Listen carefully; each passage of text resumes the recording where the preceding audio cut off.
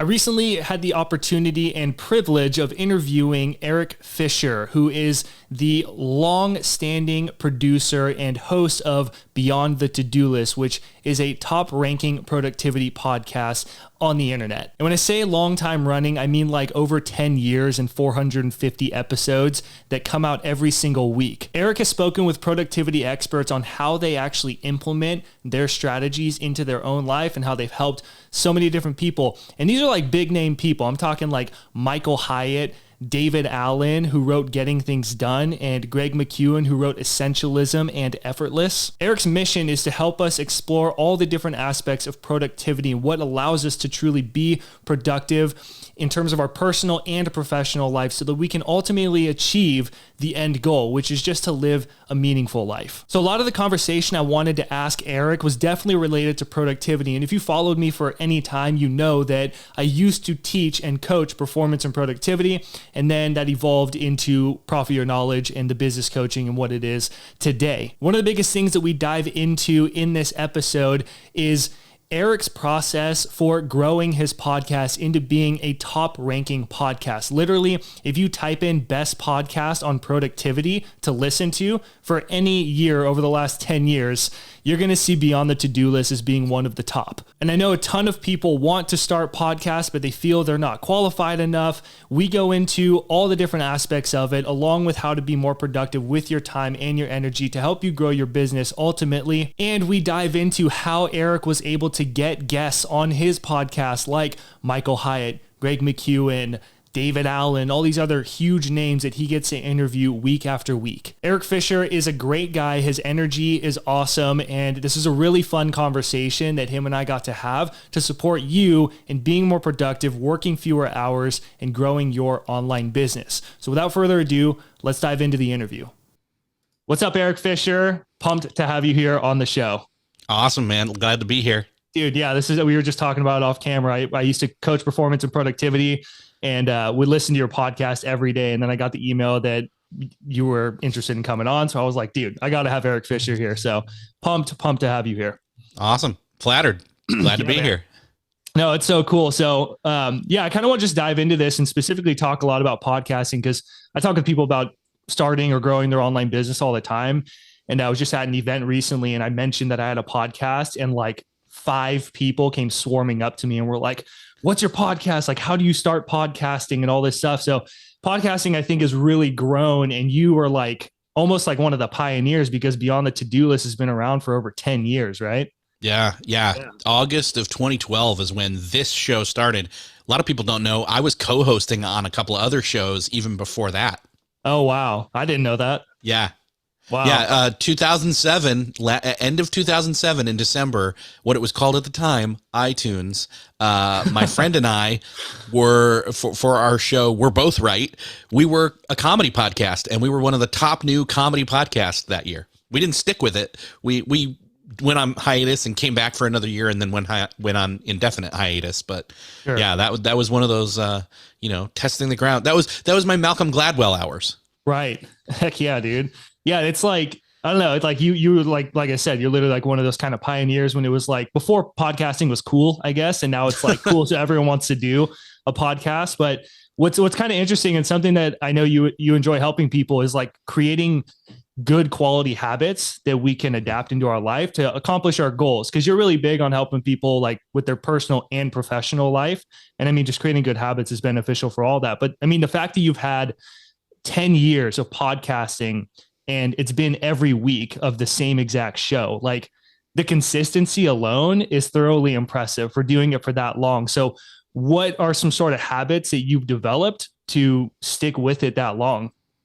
Well, I'll tell you right now, confession, it has not been every week, at least not early on. There was some like, oh my gosh, what have I gotten myself into? Or, okay, I did 16 episodes. And then I took like a month and a half off and regrouped and said, okay, what's the workflow like? So honestly, that was healthy. That was good for me to have that kind of, moment of clarity a couple of times. I mean, you can't do something for 10 years and not go through however many. I try to kind of say there's been 5 to 7 different versions of the show throughout that whole time where you kind of say, okay, what am I doing this for? how am I doing it, and how can I optimize how I'm doing it? Right. You know, and so some of the habits though has just been always trying to work ahead, doing batch processing and batch recording, working ahead, because I record from home, have for more than half the life of the show. Well, during the summers, everybody's home with me. So it's like, okay, I need to like insulate myself and let everybody know, like, by the way, I'm going to record a podcast, put a sign on the door, those kinds of things. Right. But I'm much better off not recording in the summer at all and having all of my episodes recorded for the summer well ahead of time, and even some into the fall, so that once people start getting back into schools and things like that, like I'm not doing a mad sprint to record a whole bunch yet again. So it's kind of like when you work for going on vacation, you know, you're going to have stuff that's going to come up. You got a whole bunch of stuff to square away and clear off the desk, etc., before you go away. But, and what's funny is then we get back and then we still do that thing again to kind of catch up. Right. It's working. So when people talk about that, working to go on vacation, that includes the coming back and the triaging of the email and all that kind of, the Slack messages and all that kind of good stuff. But you incorporate that, you factor that in. So allow yourself runway. Basically the habits that I'm talking about here are basically working from a batch processing and kind of a seasonal production schedule. And once I figured that out, then it was like, oh, okay, this is how this works for me. And it's going to be different for everybody. It's going to be different for everybody else. Some people, you know, they're going to grind and say, I'm going to record 5 podcast episodes in one day. Good for you. That's not my style, and that's okay. So, right.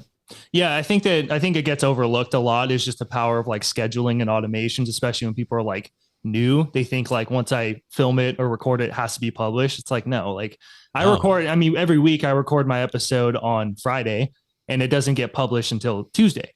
And it gives me time to like do it. I can even review the episode, you know, check it out, make sure it's all scheduled. So everything comes out on Tuesday and it's just consistent with that. So I really like that you do that. How do you kind of, because you said like doing 5 podcast episodes and it's like more power to you, but like, how do you kind of approach your interviews with Beyond the To-Do List? Like what is a little bit more in depth, I guess, of that process of batching that you do? Well, so there's a couple different phases of production. One is the initial like locking in of their, a guest is confirmed, because it's pretty much a guest every single episode. There's been some solo shows. I intend to do some more of those in the future, but having kind of a production schedule that incorporates the preparing and the processing of the information and working through, okay, this is their book, or this is their TED Talk, or this is their, insert here resource that proves that they know what they're talking about, or if they're a friend, like it's a whole lot easier. Sure. But you kind of prep, and I'm prepping for April. We're recording this right now in March. I've got one recorded for April already, and I've got another that I'm prepping for the end of May, a really big guest that I'm not going to reveal just yet. Okay. For the very end of May that I just found out about earlier this week, and I've already started going through their book. They gave me the galley version of it, and I'm going through it on my Kindle, and I'm super excited to finally have this guest on. And so I'm working ahead on April and May right now in March. And so I take some time, either early in the morning or late in the evening, but especially like a Saturday morning where I've got some time there where I can just sit and read. And I'm a fast reader, so that really helps. And so to be able to read and then make notes and kind of collect all that data, first part is collect data.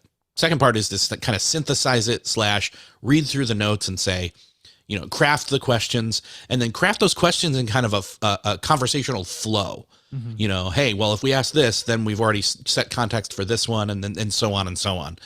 And then the other piece to that is I will look to see, you have to kind of balance, okay, which weeks are you more busy with other things and which weeks are good for recording. So I'm, again, not a person who's going to record, 2 to 3 or 4. Well, I do 2 in a day. I'm not going to do 3 or 4. Reasonable. Yeah. Yeah. 2 I can do. That's not a problem.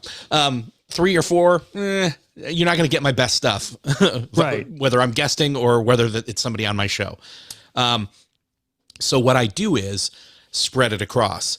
I have notifications that come in as to when people have booked a link on my show through my Calendly. And then once I get those, I take every time that comes in, I go take a look at the calendar and I say, oh, that week's already got 2. Remove all the other options from that week from now on so that no one else can fill that week. Right. And so that's my limit, is like 2 in a week.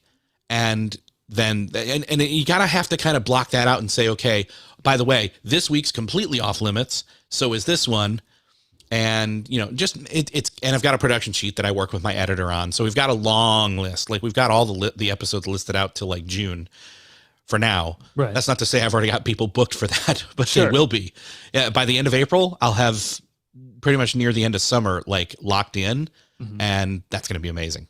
Yeah. Heck yeah. Well, I think it's cool. And something I feel that in terms of being productive with our personal and professional life, I think it really is important to kind of set those rules for ourselves, because a lot of people just kind of like go for it and just finagle it, you know? And I think everybody kind of does in the beginning, but like over time you have to develop those rules. Like something you mentioned is that you'll do it on a Saturday, like do some work, and that's fine. You know, I personally, I don't work on the weekends, you know, and I take Wednesdays off because it's the middle of the week, and I really like grind on my business. I wouldn't even say grind really. I just like put focused work into more than anything 4 days per week. And they're about 5-hour days. So I do about 20 hours per week. And that just keeps me in a consistent flow of being consistent, of just like being in my best, I guess, level of performance. But yeah, like you'll work on a Saturday and maybe that works for you. And there's no real wrong about it. It's just what works for you, and being able to set those kind of rules. It kind of ties into the next part I wanted to talk about, which was creating more of that framework for ourselves. Which is, I know, something that you're definitely more of a specialist in, but also in terms of your podcast, like what kind of made you decide to do interviews versus those solo episodes? And how was that a better, I guess, framework for you? It was a better framework for me because, you know, if I can go real quick here, I'll say that like I was co-hosting a show with somebody in the January of 2012 realm, and they then were going to they were doing multiple shows across a bunch of different topics, and they were going to phase out the one that I was doing with him. And so I said, well, now I get to do my own show. It took a while to discover what I wanted to do. And I thought, well, if I was going to do one, I was like, maybe I should blog. And then I quickly said, nope, I like talking. Right. And then I thought, I was like, well, blogging is solo stuff. Do I want to just solo talk? And I said, you know what? I'd rather it's more engaging. It's more fun for me. I knew myself, and I knew I'd rather talk with other people. I'd rather learn from them and have it be a give and a take kind of a process. And so I started to list off topics I wanted to talk to people about, as well as people that I wanted to talk to. And as I started to do that, I was like, oh, that topic with this person on that topic, and started to draw the lines. And then I realized, you know what? This is kind of like free coaching. Why not? Totally. Sense, right? And you're getting like the best of the best, cream of the crop, like Michael Hyatt, and awesome people on your, who's the other one? Greg McEwen, like you get like super legit people on your podcast. So it's really fun to listen to you guys conversate. And you're such a good interviewer too, but thank you. Yeah. And that's only happened through practice, honestly. Totally. And from me doing my own editing for so very long and hearing, oh, I had a follow-up question. I should have, next time I'm with that person, I'll have them back and we'll do that. But just realizing that it was a productivity show, because I didn't set out with that being what it is. And, as out of the gate, it was, what am I going to talk about? Who am I going to talk to? And once I figured out the topics and the people, it kind of came together and said, oh, it's a productivity show, but it goes beyond there's the title on the to-do list. So. Yeah. Amazing. Yeah, that's really cool. I mean, let's kind of talk about like creating and achieving goals. When you started Beyond the To-Do List, what was kind of like your initial motive back then? And what kind of transformation, I guess, have you seen yourself compared to like now in the process? Yeah. I mean, I think for the initial goal was to just start. It was to convince myself I could do it on my own by myself, because I'd been a co-host on at least 3 other shows up until that point. But then at that point, there was a line in the sand. I wasn't going to do podcasting anymore if I didn't start something myself. So it was first and foremost just me starting the step into doing podcasting long term, no matter what. Could I do it? Do I want to do it? Do I really have the passion for this that I thought I did? As I've been doing it with other co-hosts who share a level of the load of the work, right? And that was where the first 16 episodes came from. And then that kind of regrouping and, oh, okay, yes, I do. I'm doubling down. And so that first kind of goal was grow the show, grow the audience, articulate the message, articulate what the show is. And again, that's taken many kind of re-articulation points across the past 10 years. But that first goal was just proving to myself that I could do it. And I proved it. I proved it tenfold, right? No, so, and I think that is so big. Like when I work with someone, content is a huge part of, building an online business. That's how you get discovered. And people think that they have to be so perfect right out of the gate. They got to have the best quality equipment. But like I tell people, like you can start with your smartphone, even just a phone recording. Like your phone can do so much, and you just start with what you can. Like the best you can afford is usually kind of rule that I usually tell people, and then you can upgrade down the road. Yeah. But I think like what I always hammer home with people is that the consistency in the beginning of just getting the habit down is more important than anything. Yeah. And so that's kind of the first goal, getting that and again, it's been working through the kinks, getting the flow together, making it work. And I'm trying to think back as to, probably 2 to 3 years in, it was like, okay, this is legit. Like this is a legit side hustle. What do you want to do with this now? And that's when I started to grow into trying to get even high. What's funny is I actually got some of those high caliber guests. Like, I mean, the David Allen of Getting Things Done. It was like, he's in one of those first 16 episodes. Didn't anticipate that was going to happen so quickly. But the fact that I said, you know what, long term, I eventually want to be able to get him. Let's start the asking now. But I sent the email through to his website, and his wife wrote back and said, he'd love to do it. How about this day at this time? And I said, yes.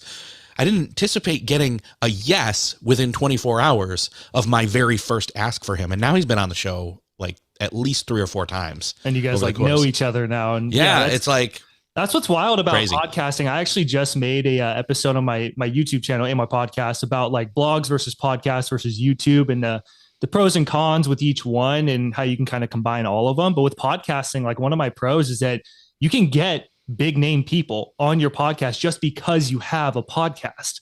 I mean, obviously it's better if you have more of an audience, but like, you don't need to have some insanely huge audience to get some of like your icons on a show to chat with you. And it's pretty amazing. But in terms of that, like obviously getting started, being consistent, what's kind of your process? I guess early on, what was your process? Because you're more established now. When you weren't more established, what kind of email in a nutshell would you send to people? How would you go about kind of just reaching out to these big name people? Well, I will tell you that the secret was that and this is kind of what set me in the direction of the show, was I had a friend who could get me in contact with Michael Hyatt. And his episode was actually the very first episode I ever recorded. And so then I knew I had that calling card to say, hey, I had Michael Hyatt on the show. Mm-hmm. I'd love to have you on the show. And then, and so on and so on. And again, it's not to just leverage name dropping and things like that, but that was kind of the first, like, oh, I know. I mean, I wouldn't suggest that everybody has to have some big name guest to start off with. Sure. It's not necessary. But I think you should have somebody in mind that is kind of a leveraging point or an establishing line in the sand to say, I have had this person on that you can name drop with, I guess, and even share the link to it. I would say that that's something that's definitely worthwhile. But I would say that honestly, and here's the thing, I get so many pitch emails from people trying to be on my show. Mm-hmm. And I try not to talk about that as much. My editor said, hey, you keep mentioning that. And I'm like, yeah, I got to stop talking about that because I don't want to sound annoyed. But I do think people that are doing that job of pitching can do a better job than they're doing. Sure. And my insight there is, honestly, it doesn't necessarily, especially when you're reaching out to have somebody come on your show, mm-hmm. Be authentic, be real. What made you think of them in the first place? And ideally, it's not just that they're a, air quotes, big name. It's that they have some value to provide, and they've already provided that to you in some way as the host. You're familiar with them. Their topic resonates with you. Something they've done, some people, a particular book or books or a particular talk, like, tell them that. Mm-hmm. They trust me. I want to hear that myself. They want to hear that too. They want to hear not just that, oh, your book meant so much to me. They want to hear how. And that's what's going to, yes, the details. You want to you drill down, dig in, and tell them a story, even if it's short, that their thing that they do impacted you, and you want to share that with your audience. Please come help me share that to my audience. Yeah. That's it in a nutshell. Don't stress out about it. Beyond that, don't worry about numbers. Don't worry about convincing them in some other way. Express that. Yeah, this is a fun place that I really want to go to right now, because it's so big. I feel, especially when people are like just starting out, because I know when I first started, I thought you had to like puff yourself up and make yourself seem bigger than you are. But it's like, what wins now in the world of the internet is authenticity. It's being genuinely you. And people are afraid to do that because they feel like, oh, like no one's going to listen to me. It's like, no, people will listen to you more if you do that. So I love what you're saying about just like, even though they're a big name, if it was like a Tony Robbins or someone like that like inspired you, just share that it inspired you and how it inspired you. And I think what's really big on the other half of that you mentioned is like the collaboration of you two supporting your audience. Even if it's a small audience, it's still an audience. Even if it's 50 people or 10 people, or if it is 1,000 or plus people, it's like, it's okay, because like as an interviewer, that I think is what makes for good interviews. At least the best interviews that I watch is where two great people or two great minds come together and then support the one audience. What do you have to kind of say to kind of go off of that in terms of like approaching your interviews with these other big name guests? I tell people when I'm acclimating them to the show, to be on the show, I tell them that the vibe, that I go for a vibe, and that the vibe of the show is, this is not an interview. This is a conversation. Mm-hmm. You and I are sitting down and having our coffee, and there's somebody at a table just removed from us, 6 feet or 3 feet, whatever. And they're listening in to what we're talking about. And so we're cognizant of that. We're aware of that. We're not going to, share, we're not going to spill or share the tea leaves, in a way that doesn't matter.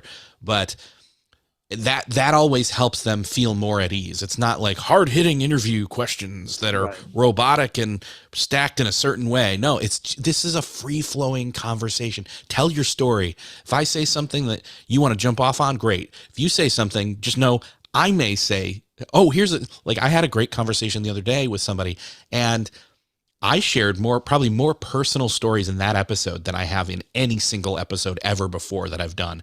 And when that was over, I thought, oh, this is an amazing episode. And by the way, I try not to break the rule where it's like the host talks more than the guest. I hate when that happens on other shows I listen to. Right. So I try to adhere to that myself. But I think that was one of those things where it just made sense. So that's the vibe that I go for with my show. That it's a vibe. And I really like to approach interviews like more intuitively, because it is a conversation. That's how you approach a normal conversation. It's intuitive. You listen, it's give and take. It's like playing tennis, someone told me. Or no, it's like playing soccer, where like you dribble for a little bit and then you pass it over to the next person. They dribble, pass it over to you, and kind of like, I don't know if it's dribbling, but they bounce the ball. So no, that's really so valuable, I think, in terms of running good interviews and whatnot. One thing that I'd like to touch on with you, because when I especially was coaching people in productivity, I couldn't really relate to them on this wholeheartedly. But it's being productive and like getting things done and staying focused despite having ADHD. And I know something that you talk a lot about is the ADHD. I wouldn't classify myself as having any kind of chronic ADHD myself. But like, how have you kind of been able to grow beyond the to-do list to what it is today and stay consistent and make a name for yourself with podcasting despite having ADHD?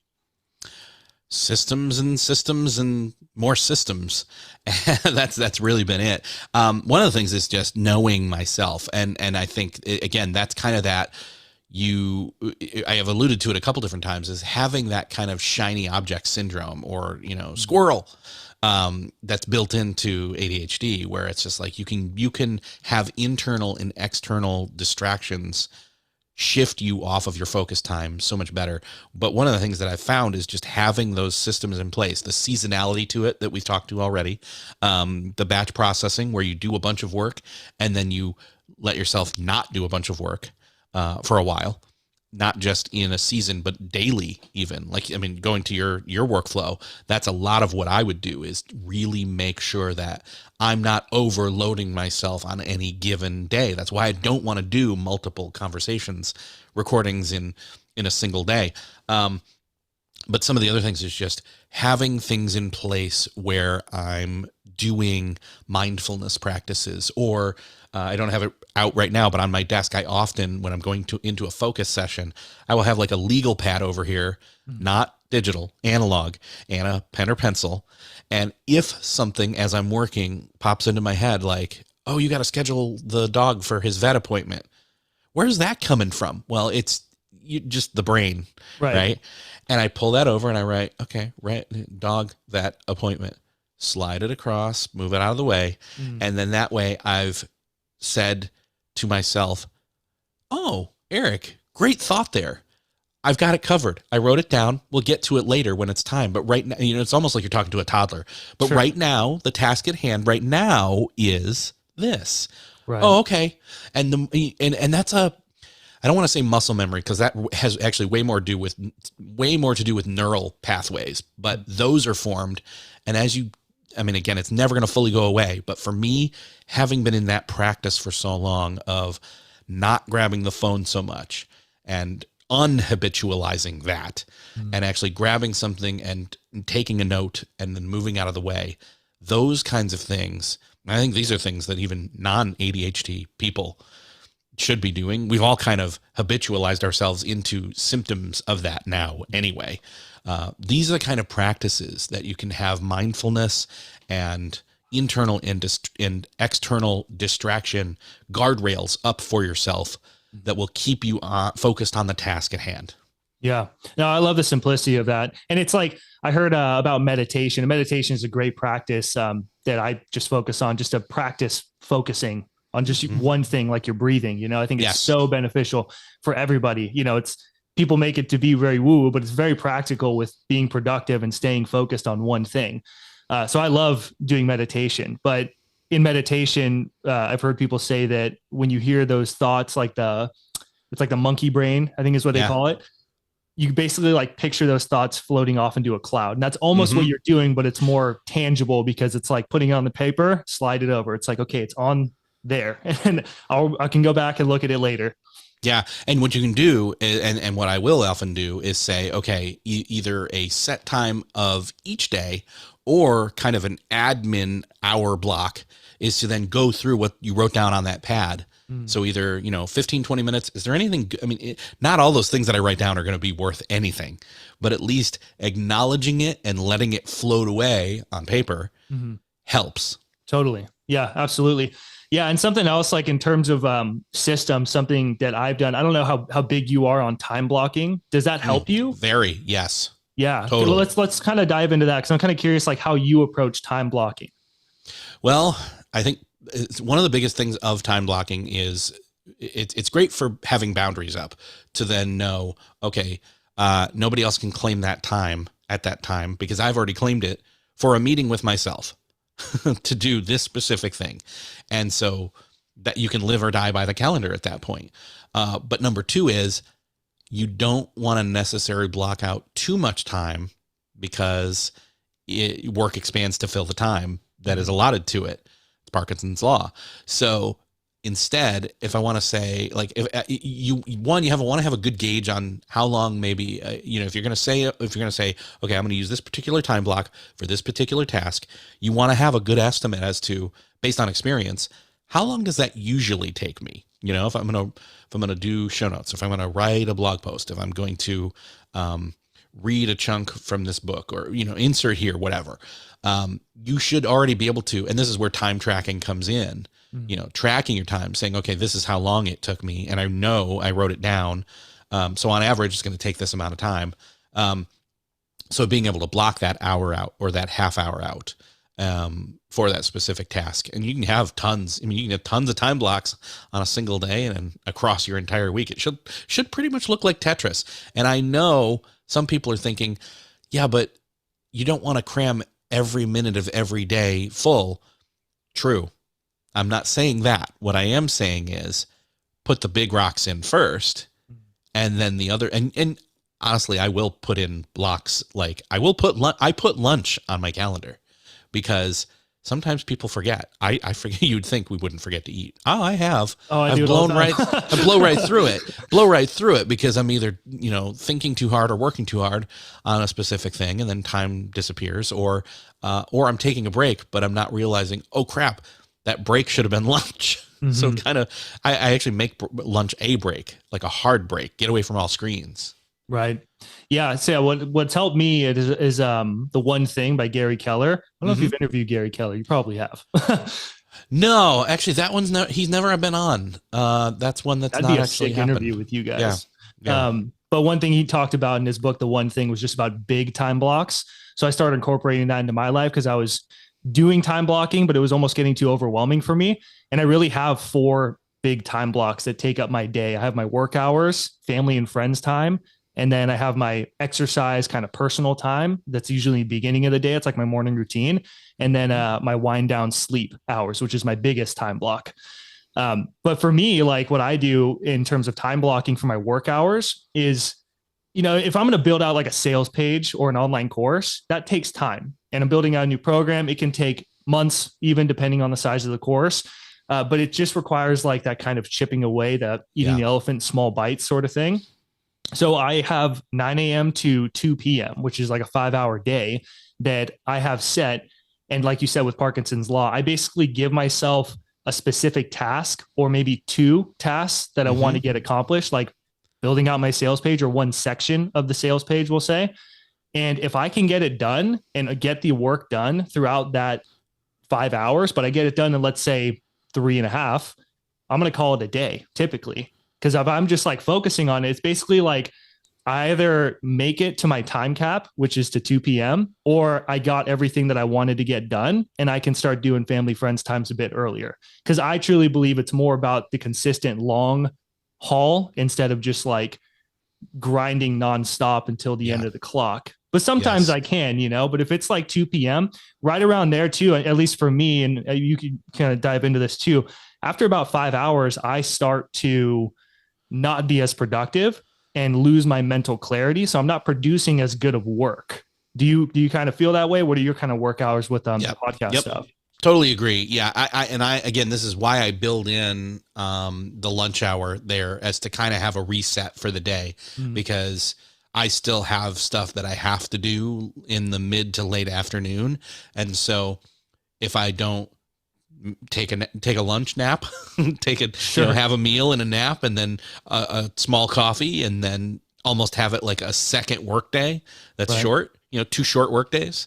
That's kind of how I've done it in some ways. I echo some of what you've said in terms of the morning routine being in a block by itself, and then that first chunk of the day. And but yeah, that's been beneficial to me for sure, to focus on that. I think that definitely when you're talking 2 o'clock, that is definitely that kind of like, okay, if we hit the wall, like we're no good. I, for example, like college, never could do an all-nighter. I'd get to like 2 p.m. or sorry, 2 a.m. And then it was like, well, this is just taking me longer now. It's not, I'm not gaining anything here. I'm losing sleep, and that's going to make the rest of my time horrible. So, well, and I mean, even if because I've grinded for like a long time, because I was like, oh, hustle, that's what you got to do, grind. And then I like reviewed my work the next day, if it was like writing emails or some sort of thing, or building my course content, we'll say. And then like I'll look at it and I'm like, why did I do that? Oh, it's because I was staying awake, and pushing myself further than I needed to be. And I just did a bunch of work, but it wasn't productive. It wasn't quality. So I think it's really big to know like kind of when to tap out and when to rest. And I'm kind of curious, like what's your take on kind of hustle culture and work-life balance? And do you have a specific hard cutoff, and what time is that to where you rest? What's the kind of ratio from work to rest hours for you? Yeah. Well, I say this, when I hear the word hustle, for me, that's like a sprint. You sprint from one point to another. You do it as fast as you can without being inefficient about it. And it's not a long-term thing. Mm-hmm. Now, so that can be, you can hustle for a certain amount of time every day. When the words hustle culture come together, I'm like, I don't want any part of that. That's not my life. That's not how I do things. I don't want to burn out. Like, sorry. When I hear people talk about like hustling nonstop, I'm like, yeah, when are you resting? Because otherwise your output, you may think you're having all this amazing output, but what you're really doing is you are wearing yourself thin. Mm-hmm. And at some point there will be a reckoning. I've been there. So totally. As far as hard cutoffs go, yeah, I mean, I try to not go past 5. Mm-hmm. And by the way, when I talked earlier about, doing air quotes work on a Saturday, I think that's one way that you can lower the threshold for all the other days. And if that's helpful for you, great. If not, you want to have boundaries on your work day, your work weekend, your work days and versus your weekend, do it. You need to compartmentalize to a certain extent. But also you need to uncompartmentalize in other things. So when I talk about like going through a book or something, or working on show notes, or, going through books and pulling out the stuff, and on a Saturday, like I'll go to like a coffee shop and sit with like 3 different books and go through all of them. And if the mindset I have going into it is, oh no, this isn't work, I get to go read books. Right. Right. I get to go do this thing and sit and enjoy. I will allow myself a pastry or something, or I will have a fancy drink or whatever you want to call it. Like, then it's a flip of the mindset, and it's not work and it's not burnout related. You can actually be energized by doing that. But again, you got to know yourself well enough and be able to kind of create that kind of a workflow on all those given days with those given boundaries based on who you are and what hats you wear. Right. Yeah, I 100% agree that it is about, I think, like rules and being highly aware of your energy output. I mean, there's some days too where like I have my 9 to 12 or my 9 to 2 work hours, but some days like I'm just not in it, and it could be that I did it because I have a bunch of hobbies, I play music in a band and we'll do shows, and then it's like a late night and it happened to be on like a Sunday or something. And I go into my work day and I'm just like, God, I'm like groggy because I was up late and it kind of threw off my schedule, but I was doing something I loved. And I think just being able to like, almost like if you're eating, that intuitive eating philosophy where once you get full, stop eating. It's almost the same thing I kind of feel, where like once you start to get drained and you're not really focusing or having the right kind of output that you want to have, it's time to just take a chill pill for a little bit and just kind of keeping that, as Simon Sinek would say, that infinite game mindset where it's a long game, and you just got to stay consistent and do the best you can each and every day with it. Yeah. And there's you can set up the rules and then you allow exceptions. Like totally. If there's a Sunday night gig that you're doing on Monday, as you're going through your stuff and you're like, oh man, I am tired. You flip it and say, but didn't I have fun last night? Totally. That was awesome. Hell yeah. Absolutely, man. Well, Erik, dude, it's been a pleasure to hang out with you and to chat today. What's the best place for people to kind of connect with you and learn more about what you're doing? Yeah. I mean, best place is just to go check out the podcast over at beyondthetodolist.com. That's where you can connect with all the different social channels that I'm on, and looking through that back catalog. Heck yeah. No, amazing guests. Again, I used to every morning, part of my morning routine at the time was to take my dog on a walk up the street. It was like a 1 mile up and back. And every day for a while there, I was listening to your podcast and I was just like, this is great. Erik Partaker, the 3 alarms. I love that one. I actually incorporated that into working with people. I still do that actually. It's still good. A part of my routine. Yeah. Yeah. So good. So anyway, man, it's been a pleasure. I really had fun chatting with you today. And yeah, any kind of final words or thoughts that you have for the audience? Yeah, I mean, I guess I would say your productivity is what you make it as, not as somebody else tells you. So even though we've said a bunch of things that work for us in this conversation, take those as kind of ideas to test out and see how they work for you. Don't ever just accept, oh, well, that's true for everybody from what one person says in terms of how they get their stuff done or how they're creative or how they do their work, because you are unique. Even though you're probably similar to other people, you're unique in terms of the different complexities of how you were made. And so having that awareness of yourself and what does or doesn't work is going to matter the most as to how you get not just the most done, but have the most fun doing it. Totally. Yeah. I think everybody has the same 24 hours in a day, and how you play with that 24 hours is completely up to you. So I thought it was really good that we were able to both share our, kind of workflow and the way that we approach it with the same kind of like time blocking and stuff to hopefully inspire some ideas that it's not cookie cutter. You know, you get to customize it how you want to do it. And I love that custom productivity kind of approach. So thank you, Erik, so much for the time. Yeah, we'll see you in the next one.